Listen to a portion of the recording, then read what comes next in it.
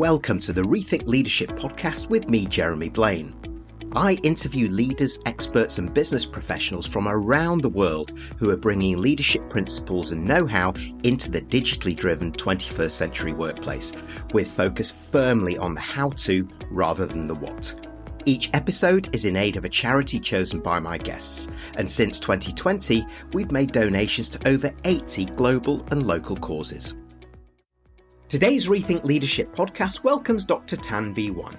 Bee Wan is a social worker, social entrepreneur, lecturer and consultant. She's also the executive chair of Integrative Learning Corporation Singapore, an international consulting and management development group, and of ACE Seniors, a social enterprise with the mission of empowering 50-plus-year-olds and enabling them to remain relevant and a source of inspiration for their communities.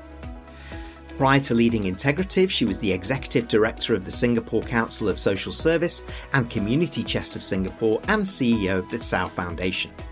She's a lecturer and a leader of many years with great insights into Eastern leadership and management practices and Western leadership and management practices. And this is what we dive into during our conversation. This episode is indeed in aid of ACE Care Limited, a charity in Singapore reinventing ageing in supporting 50-plus-year-olds to remain relevant and inspiring for their communities and their colleagues. It is such a pleasure to have Dr. Tan Bee Wan with me today. I've known her for years. She's an incredible leader. Bee Wan, thanks very much for joining me. Let's start with you introducing yourself, your business, and perhaps the most important leadership lessons that guide you as an experienced leader. Okay. Thank you so much, Jeremy. It has been a wonderful catching up with you. Not seen you for a few years, huh? And you look exactly the same person. So I'm truly honored to have the opportunity to chat with you and also with your audience. So I'm Dr. Tan Bee Wan, the Executive Chairman of Integrative Learning Corporation, a 32-year-old organization, and we specialize in curating bespoke leadership and management programs for government, private, and not-for-profit sectors. I'm very passionate about performance work, and especially in how Jeremy leads in the area of global leadership program. And he keeps deep diving now into digital transformation and its impact on the workplace and the CEO roles. And this is an area of interest that I am beginning to get into because I have always been about people and less on digital.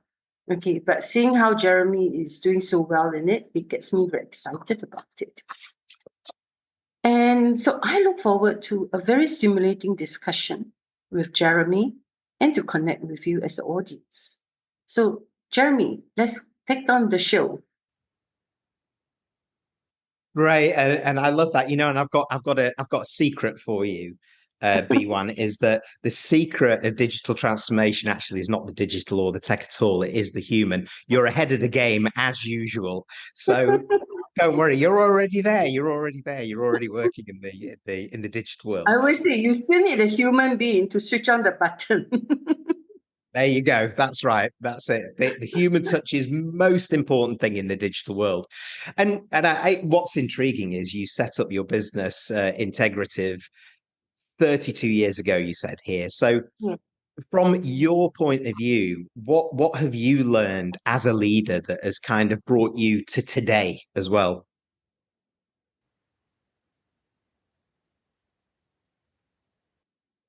Okay, so the truth is this. If I started the business 32 years ago and think about where it is going today, I would actually not have started it. So the secret to this whole thing is that the minute you start, you've got to keep it going. Because before you know it, you have hired people and you are responsible for their well-being. And then you have expand and work so much with your clients that you kind of like, so how do I tell them I'm not going to work anymore? How do I tell them that, I loved you, but I do love myself a bit more. So therefore, I cannot carry on. Okay, so it becomes so hard to say that. So you don't have a choice, but you just carry on doing the work that you are doing. And because you care so much about the work that they are doing, about what they are contributing to the community, that I don't actually have a choice, but to actually keep up in pace with them. Okay, and so this is really the secret of why I'm doing what I'm doing. And I just turned 70, on the 29th. It's Chinese 70, so the English is 69. So it's like people ask me to retire, but I said, retire into what? And retire into who?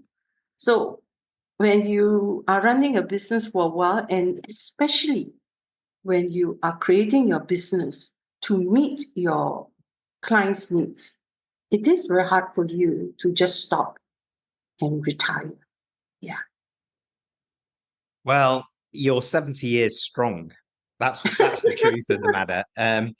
My goodness me, I'm not sure what I'm going to be doing when I'm 70, but I doubt I'll be doing podcasts. I can tell you that. But a couple of the things that you said really, really resonate. Building that momentum almost from day one, responsible for people, care for people, care for work, care for the community that you're in, but the care for business. We need to care for our businesses as well. And I think that's where many leaders may be going wrong. And what is interesting for me is that the Financial Times coined a phrase last year. They called this that we've entered the Asia century. And gone are the days where the West have sort of informed how we do things, around here. And I'd love to get some of your insights for those tuning in around perhaps the main differences as you see them between Eastern leadership practices and Western, and particularly what the West could learn today from the East. So that is a very interesting question, Jeremy, because it is on the shifting ground that we're dealing with about the East and the West.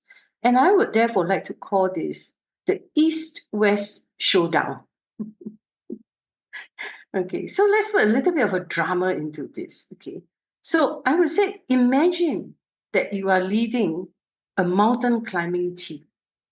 Okay, and in the West, you'll be a very charismatic captain because people got to believe you to climb the mountain, and you are barking orders and you're pushing the pace and says, okay, this is where we got to move, because if not, when the night comes, it's going to be very difficult. And so you're barking orders and you are pushing the pace.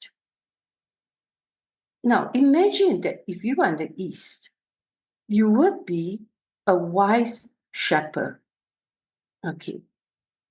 And you are guiding the team. Okay. And you are guiding them to safety. So you have to respect each of the members' strength, and you've got to build a consensus. And that is the difference. Both styles can reach the summit, but the journey is different. Okay, because in the East, if you bark the orders, they would not follow you. So you got to be a wise shepherd, bringing them and guiding them. So now, how does this styles then translate into the workplace? So, Jeremy, I like to include the millennial, because all of us have to be working with millennials. You are leading with millennials. They form 35% of our workforce. And in America, 1 in 3 in the workforce. So I like to talk about first, how do we work with these millennials? The Western commander style versus the Eastern coaching style. Now, the millennials, as we all know, and some of, and we have children who are millennials, they wanted feedback and they wanted growth. So when they go to a workplace, they look at, what can you offer me? Not so much as what can I offer the workplace. So simply put, they don't want you to judge them. Okay. And they want you to empower them to meet their own expectations in the job. So their agency is very important. Okay. And you've got to be able to celebrate the wins, even the small ones. So a lot of us think that with the millennials, I already pay you to do the work. So you have to do the deliberate outcome. So why should I celebrate your little wins? I'm expecting for the outcomes. But the fact is that if you don't do it, you are not going to get them to work. So you cannot command them anymore. You almost got to coach them. Okay. And you cannot look for individual stars, because if you look for individual stars in that group, then they don't like you. Okay, because to them, the team spirit is very important. So you must collaborate with them. You must build trust. You must encourage open communication.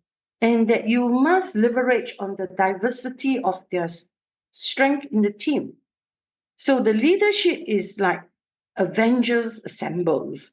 It's not Lone Ranger anymore when you're working with the millennials. Okay, and I have to learn a lot from working with the millennials. As I was just sharing with you, Jeremy, I say that I have now at 70 a new team, and I become the minority. I'm about the only Chinese there. And most of these are millennials, and there are some of them are in their early 30s. So suddenly, I'm the minority. I have the Eurasian, who is the sales directors.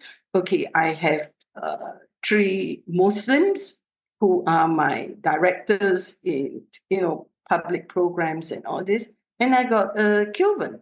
Okay, so I say that, I'm the only minority here. And that is going to be the reality that leaders have to bear in mind as to who they're leading.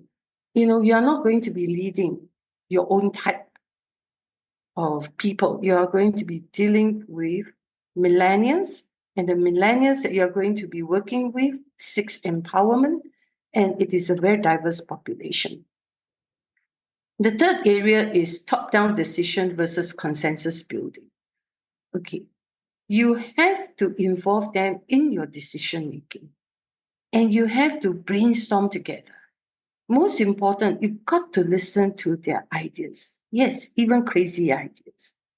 And when you make a final choice, you've got to explain your final choices. You've got to show them that they are valued and they are just not clocks in the machine. So therefore, we cannot talk about the East and the West style of leading without considering the millennial. And I think they're going to be quite universal in these 3 key areas. Okay, involving them, trusting them, talking about team spirits and all this. And so when you draw on these 3 functions as leaders, they are very necessary, but insufficient. You've got to slide it up with what we call the millennial mojo. So what is their mojo? It's like, God, you've got to embrace tech. Okay. If you don't embrace tech, it is very hard to work with them. So you've got to be the coolest grandma on the block. Okay. So I got to ask them. I got to ask them about showing me the ropes. The only thing why I could embrace tech is because I'm not afraid to delete materials. I used to be so afraid to embrace tech because if once I delete the materials, it's like all my hard work are gone. But now I learn you've got to be able to delete. And when you are not afraid to delete, it's no problem. Okay, then the other part of it is that you must champion a purpose.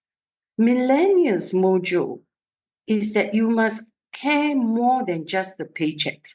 Paychecks are necessary, but you must give their work meaning. So we have to make work matter to them and not just the growth. And of course, the third area, which is a very important mojo to them, is that you must be transparent. And not only are you transparent, you must be authentic. It's like, oh my God, I got to show you my guts, but this is what is expected of you.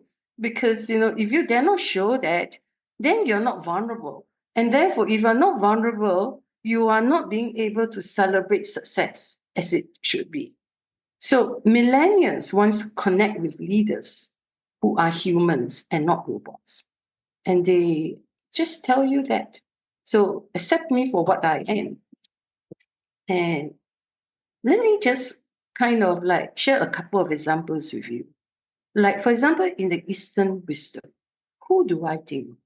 Okay, I would think of Alibaba. Okay, and I would think of Jack Ma. And you know how Jack Ma failed in trying to get into Harvard and how he finally had to set up his own company. And he always talked about open communication and consensus building with his employees. And if you think of Jack Ma is the person who challenges a vision. Okay, and he said, in my company in Alibaba, my vision changes ever so often. Now, in the West, you talk about do not change your vision, okay, because you can change your mission in how you reach your vision, but you do not change your vision. Imagine he talks about changing vision. So every other time your mission is then moving. Okay, whereas, and if you look at the Western inspiration, I'm very inspired by Elon Musk. I don't like him because I don't trust him. But I must tell you that when I sat in his car, Telstar, it's like, wow, the door opens from the side.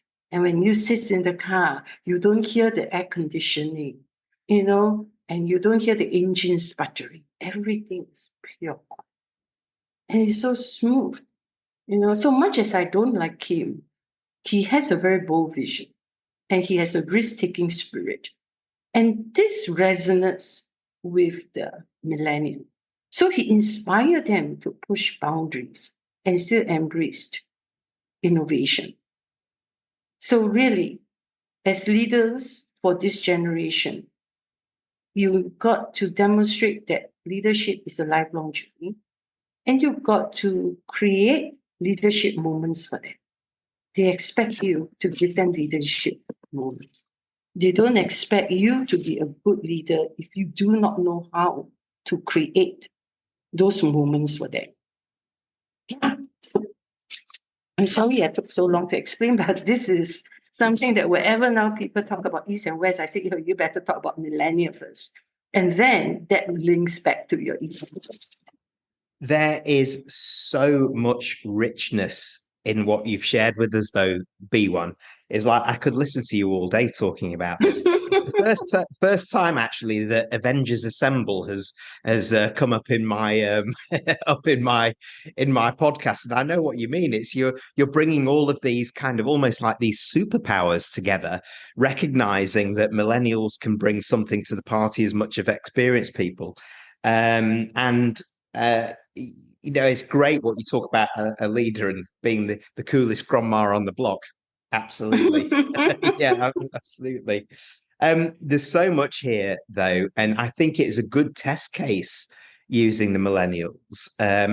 The way that you described the West pushing the pace, the East about shepherding forward and guiding, about kind of celebrating the small stuff as well as the big stuff, because that's what our employees want. They're individuals, and building that spirit, and making work matter with being purpose driven, because in the West we talk about being purpose driven, but it's not quite described like that to our employees. We talk about society and community, but it also has to matter to our employees and to them, and make it for there. And you said, that comes with a leader being a little bit more transparent and authentic. You talked about is showing your guts, which is what I really love. As you were talking, I thought as a summary towards the end, the vision is pretty fluid in the West, mission fluid in the East, and not the other way around, which is good. Yeah. And I kind of was thinking about leadership legacy, and I was thinking about you, Bee Wan, and I was thinking that maybe in the West we try and leave a legacy for our people in the business in a good shape. In the East, and when I think of you particularly, you try and leave a legacy in people so that they kind of build themselves from the spirit of. Would that be fair? Yes, yes, yes, and that is why I had my entire eulogy written up. So that, written up. So first of all, when I die, I don't want a funeral. Okay, so I don't want a wake. I don't want people to come and see me lying on there, being embalmed, and saying, wonderful things. So I have said that I will donate my entire body or whatever that is usable to be given and to be used, and then they will then leave, whatever is it that they can't use, they'll burn it up and put it in a little urn for me. And my daughter threatened to put it, on top of the toilet bowl. Oh, how charming. Yeah, I know. I said, don't you ever dare to do that. Because if in the night you go to the toilet, it's by accident, you will just blew the whole thing out, end up in a toilet bowl, and you just flush me down. I said, I need some dignity. Go to the sea and drop my ashes there. Yeah, so, so that is what it is. So therefore, I believed that we must build our legacy in people. Because when you do it, they will continue to grow and they will leave their legacies in their generations and generations to come. But if we want to create legacy for ourselves, then people will say, oh, this is old stuff, old news. Let's move on. Yeah. Yeah. Well, maybe so, but I think reinforcing these points now, particularly when we're challenging our leaders to be more human-centered, if you like, to be Yes. much more empathetic, it's becoming more. Actually, it's learning much more from the East. It seems clear to me. I'm going to change tack now because I think you have been an entrepreneur, you've had your own business, and I'm kind of I'm interested in exploring that journey as a woman, and I would love you to explain your journey as a woman into leadership and the hurdles you came across that perhaps some others didn't, and those who actually supported you as enablers. Yeah. So thank you for asking that question because I was told by my trainers and also my board members, because I spent 15 years of my life in not-for-profit work, in running the Singapore Council of Social Service then, who's now called the National Council of Social Service, and the Community Chairs of Singapore that I set up with the Dr. Ee Peng Liang, as the first central fundraising body in charities, so that charities do not have to worry about not being able to have money to run their services because there's a Community Chairs of Singapore. And then they can enroll new board members who really could help them in their services, delivering excellent service. So I was always told that I can work better with men than with women, because I'm so straightforward about it. Whereas as a woman, you've got to frame things. Okay, and how you frame things are so much more important than in how you deliver it. So I tend to go for, say, okay, so what's the problem, what we need to do? So I work very well with male board members and in a male-dominated space. But as I grow over the years, I began to realize that as a woman, there is a gender bias.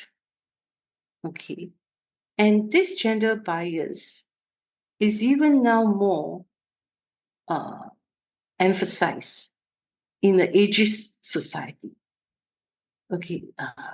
We are dealing with ageism. Okay. And when you are women, it is even harder. Okay, because it says that, don't you know about retirement? Why are you still in that space? Okay. So the other area of hurdle is the lack of role models. Okay. There is a very limited number of female leaders in senior position in sectors such as the private sector and the government sector. And if they are in, they got to work very hard. And the third area is actually balancing work and family lives. when I'm a mother, okay, I have to juggle my career's demands with my expectation of being a mother. And now, when I become a grandmother, you even now have to balance work and family and grandchildren because they expect you to look after grandchildren. So that is, I don't know, Jeremy, and as now you're a father, but then when your kids gets married, and I'm sure when you start talking to your friends, do they actually have to juggle not only work and family, the empty bird nest, but they actually got to juggle with being a grandparent. So those are the key hurdles that I see. But at the same time, while there are three main hurdles, there are also three main enablers. Okay, as a woman in leadership position, I get a lot of mentoring and supports from sponsors because when they see that you are in that field, they are always ready to mentor and to sponsor your effort. I mean, even like with you, it's like I said, hey, we have not met for so long. And when we meet, it's like you are saying that, hey, what is it that we can do? What is it that we can support? Okay, so I find that very refreshing. Okay. And also the network and the communities. Because as I age and as a woman, I began to find more solidarity among the women and among the community and sharing the experiences with other women leaders. Okay, so I find that the networks and the communities is a very good enabler. And of course, the other part of it is your own reliance, your own resilience, and your self-belief. When I'm 16 years old and I'm walking down the street and I got a pimple, I'll put my hand here because I think cover the pimple because I think the whole world is looking at me. But now I'm, above, now I'm 70. I say, hey, shit, nobody was looking at me in the first place. They were also preoccupied with their own world. So now I don't have to worry about a pimple. I don't have to worry if I'm walking with a limp or I'm walking slower because I realize nobody is actually looking at me. So it's your own self-belief that helps you. Okay, so therefore I say that it's fun being a women leader. In my next life, if I'm given a choice again, I will be a woman. I mean, the only thing I regret not being a man is that I can't go to the toilet of the men. You know? Right. What a great way to conclude that conversation. It's so interesting what you say, and I think with particularly hit me there that important element of it's not just about gender now; it's about gender and ageism. Yes. That current battle, but yet Yes. this resilience that you've built and this understanding that you don't really have to care too much about what others think or what others Yes. see. Right. Kind of give you that sort of resilience, that self-belief, that perseverance to go on, and so should you. And it's great that you found such solidarity with so many others as well. And here's to the next 70 B1. If I can still remember and recognize who I am. Yeah, don't worry, I'll come and remind you. Well, with that, it's a great segue for me really to talk about that. Kind of leverage off your huge leadership experience. You've had the privilege of working across sectors, across borders, across cultures. Your team you were telling us about before, multicultural millennials. You're always changing the game, and so should we in many ways these days. The speed of change, transformation, it's ever accelerating. So, from your perspective, what do you see as the main leadership challenges for boards and the C-suite as we look ahead for the next few years? Yeah. So I always like to begin from the personal part of yourself, because I believe that all C-suites people also drink Coca-Cola. Okay, just like me who drinks Coca-Cola. Okay, so the first thing I always remember is that they told me that when you are young, you drive the car and you're on the driver's seats, and you pick up your kids, and your kids is sitting on your next seat. Okay, so you can tell your kids what to do, you can ask them questions. Then when you married, okay, then the person who's sitting next to you, okay, would be your parents, right? Because you pick up your parents. So therefore, you are still in charge of the driver's seats. Then when you grow older, your kids pick you up. So you sit on the next seat to them. Okay, so, well, you've got to listen to what they're asking, and you don't ask too many questions, because then they will kick you to the back seat because you're not much use. So you're on the back seat now. No, so when you're on the back seat, you've got to sometimes pretend not to hear what is happening on the front seat. Because if you interrupt, then they will drop you off and you lose your place in the car altogether. And this is exactly what is going to happen to C-suite leaders. Okay, the first thing is that you've got to remember to maintain your place around on that table. Okay, because if you don't know how to maintain your place, you are gone. Okay, before even you know it. So that is the first thing. So how do you maintain your place at the table? One, you must remember that your position does not give you that. Okay, neither does your roles give you that. The best thing that you can do is to create a holding environment for all your key stakeholders to come together. Because if you cannot create that holding environment for people to come, which is actually the best thing that you can do, because of your position and all this, you can invite people to come to this table. Okay, and you facilitate that discussion so that people find that you are relevant and that you are useful. So that is very important. You must be able to create, using your position, using your roles, using all your assets, to be able to bring people around the table to discuss the issue and to pay respects to what you are doing, and that you are able to facilitate them to generate solution. Okay, not to just talk about the problem. That is the first thing, which I think the key role of the leader. The second part of it is talent management. You must know how to attract and retain your top talent in a very competitive global market. You're not only just dealing with millennials, you are dealing with leaders who are being approached. I was surprised to hear from some of the C-suite leaders that in the day they're approached at least 20 times to move on. 20 times. And that is how fast it is. Okay, and during my time, I'll be lucky, if I'm approached, once in a month. But now in the day, it's 20 times. Because it's not only just a country, it's the global. Okay, yeah. And of course, with LinkedIn and all this, even more, right? So one is your talent management. Retaining your talents is very important. Of course, the second area is dealing with technological disruption. Okay, you must keep pace with the very rapid technological advancement and adapting your business model accordingly. And of course, Jeremy, you are the expert in this, and that is why you have gone so much into digital transformation. Okay, and I really think that people should be listening to you on that.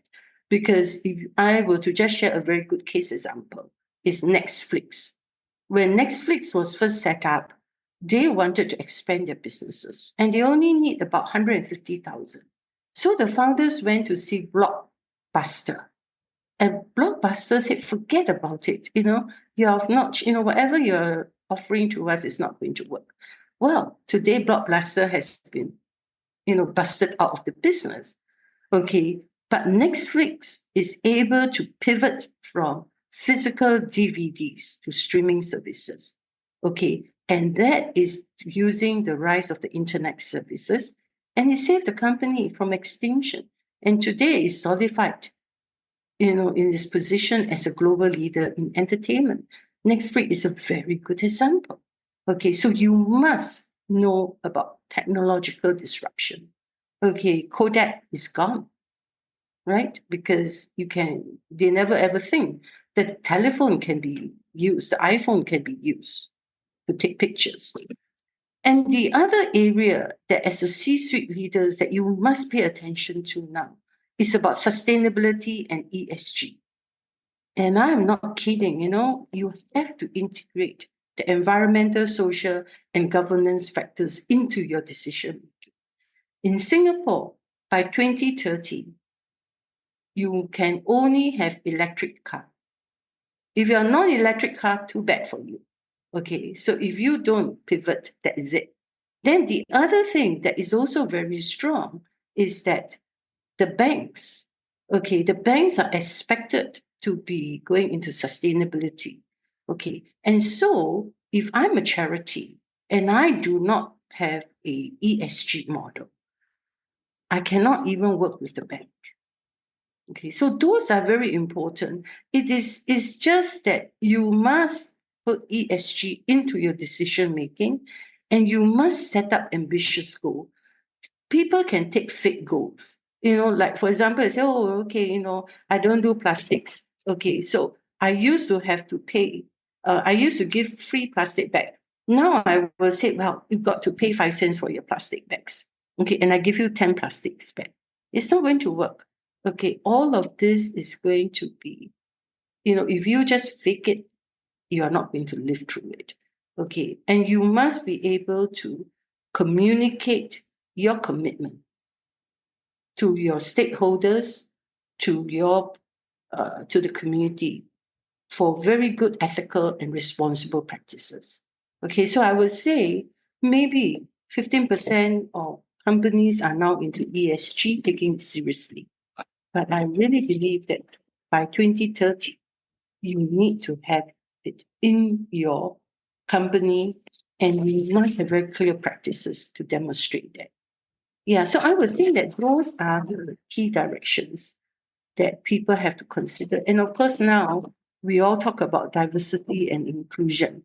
So you must have inclusive workplace, you must respect diversity. And as I told you, I never believed that, running a business now at 70 years old, I'm suddenly the minority person. I'm the only Chinese in my own business. So if I want to have only hire Chinese, I think I'm gone. I will have to close the shop.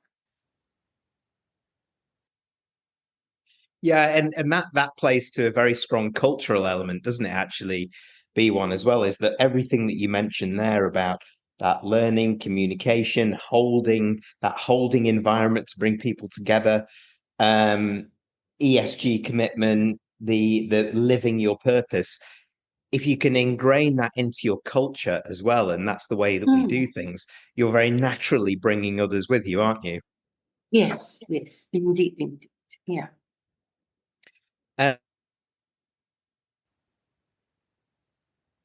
The obvious next question then is that if those are the challenges that we're trying to work with, and I know that you work with many leaders and many organizations across lots of different sectors and countries and so on, from what you see out there, what are the best leaders doing now that's actually accelerating some of these things personally and for the business, and that lagging leaders are perhaps not doing? So if I find it difficult to say who are the lagging leaders and what they are not doing. I prefer to just share what is it that some leaders that are doing that have accelerated very well, personally, as a person and as a business. Okay, I think the first thing is to know that you are not a leader, but you are a change maker. Okay, because the minute you know that you are a change maker, your mindset becomes totally different. You have become a growth mindset because you're always looking for change and how to generate solution.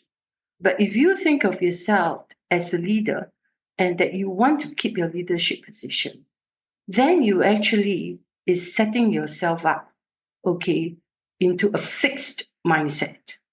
And you're always looking at how to keep what you have or how to grow what you have. Okay, and that is going to be very difficult.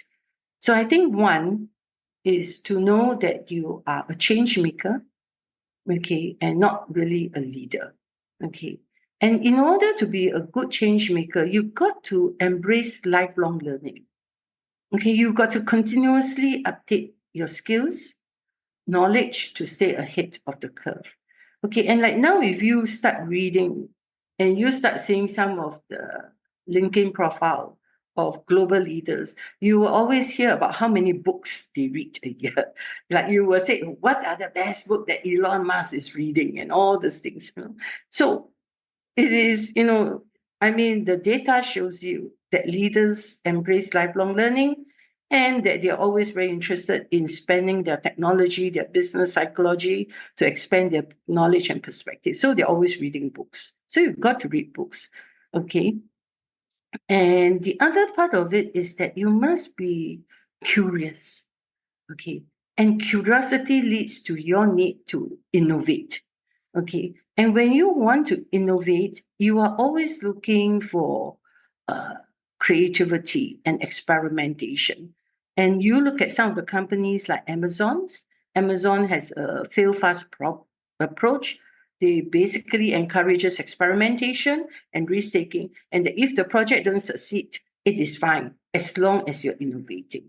Okay, so I think that fostering innovation, being curious is very, very important.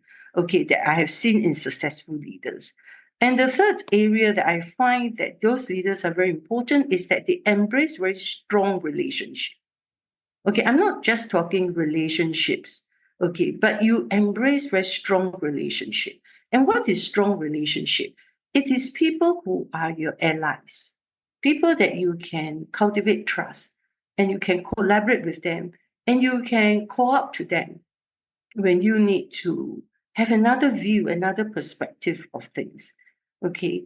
And you always see stakeholders as individual, not as, a group. Okay. So a lot of time you would want to go down to the ground, talk to them, find out from them what is their thinking, go back and reflect upon your own perspective. Okay. And this is very important because if you start to build relationship through trust and through collaboration, and you are a curious person, okay, and you're always looking for lifelong learning, you will be an excellent.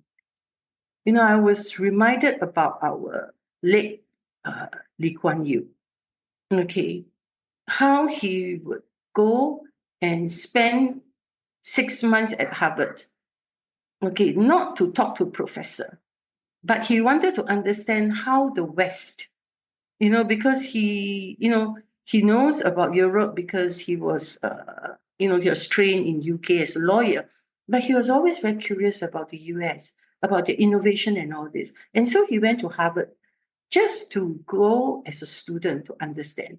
And in the same way, when he first traveled in Singapore Airlines, he wanted to know how do we become a number one airlines.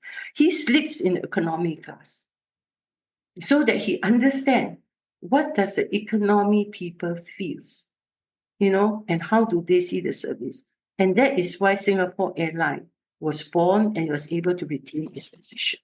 So I think those are the four key things that the good leaders needs to do is to really have embrace lifelong learning. Okay, be a change maker, look at fostering innovation, and cultivate trust, and always collaborate with stakeholders, not at only one level, but at all levels. Okay, so you can build very strong relationships. I recognize your description early on in that B1 around the fixed and the growth mindset. And what a great example that is to choose a leader. And me, I want to maintain my position and I am a leader rather than I'm a change maker. I will move aside. Let me Yes. see what we can do differently. I really like that. I'm going to use that going forward. So thank you very much for that. It's quite interesting because some of the things that you're talking about, and before you talked about getting to action, responding to change, you talked about communication, all of those kind of things. we could argue that leaders these days, or some leaders that haven't really invested in themselves, have the steepest learning curve of all, because they're not only trying to keep up with the digital, but they're trying to keep up with the human evolution, how we lead humans, how we manage humans, either face to face or in the hybrid world. Would you agree with that? Yep. I would agree with what you say on that, and what I have always liked about the work that you're doing is that you are one of the person who I have seen who have done design training programs, gone in to talk to the clients, conduct the training programs and all this. And now you actually use the entire digital transformation, to kind of like hook it up together with your leadership. And I thought that is something that not many people have thought about. They have always thought about leadership as human, digital transformation as digital. But I think you are able to put the two things together. And I thought that is so exciting because that is the future. Okay. And the future is not 10 years from now, actually, it's now. Okay. And you're able to do that. Well, I'm going to, from that, ask you the $64,000 question then, B1, which is you are one of the most experienced leaders that I know. I know you love to learn as well. I know you're a change maker. Maybe I should call you that, an innovator, a change maker. How are you embracing this dynamic digital era in leadership terms? And what have you learned that's perhaps surprised you going through this journey? Now, what surprises me is the speed of technological changes. It's even faster than I anticipated. And I really think COVID-19 actually makes that possible. I've heard of my banks, my bankers who says that, we always tell our people to start going into using the, internet to arrange meetings and talk to over Zoom, but none of them do that. They all still want to go and visit. But when COVID-19 hit, they cannot visit their customers. So they all have to go into that. And now the customers learn that they don't need them to see them. So I don't know what is the future of the relationship manager. It is going to be a bit, it's going to change quite a bit. And of course, COVID-19 also taught me the resilience of the human spirit. How people are able to adapt and thrive in challenging times, not only just in businesses, but actually in their personal life. How suddenly a dinner table that serves 10 people in the daytime actually becomes, become four places for learning. That their dinner table from 10 has now becomes into four areas. When the children come back, they will do their learning there. When the adults, they will do their Zoom meetings and all these things. So suddenly, a dinner table have many purposes. So that is the resilience of the human spirit. I find it very exciting. And of course, I noticed that in spite of COVID leading to hybrid learning and the technological changes that we all have to deal with, the importance of a strong sense of purpose is very important for people now. Okay, even the Singapore that we see, that we always believe that the 5 Cs were the most important, house, your condominium, your cash, and your credit cards and all this, has now been pivoted into the purpose of life, and the meaning, living a more meaningful life. It's not only just purpose, but it's also leading a more meaningful life. So this is part of the forward Singapore that we are looking at. So therefore, I find that when people now work, they don't just work for the pay. Okay, they work for the purpose and what your purpose is. Okay, and that is very important for individuals and organizations. And I would like to share a personal story that why purpose has become so important, not only in the young, in the older people and in organization. After COVID, I met with my friend, okay, and she was a HR director, okay, and she has been a very senior HR director doing a lot of things. But during COVID, she has to spend 2 years with the husband. And the husband also is a very, is a CFO and all this. So she said that during COVID, she has to spend time with the husband. And they have 4 children. And the children, 3 of them has grown up, got married and all this. So now they've got a huge house with one daughter staying with them.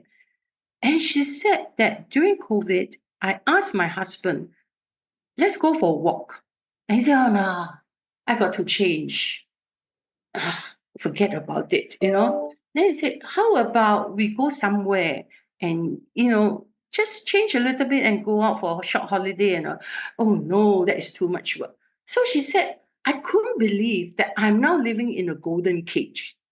It's a big house, and I got a partner who doesn't want to do anything with me, who don't even know me after I've given birth to 4 children. They got all their own lives. And you know what she did at 65?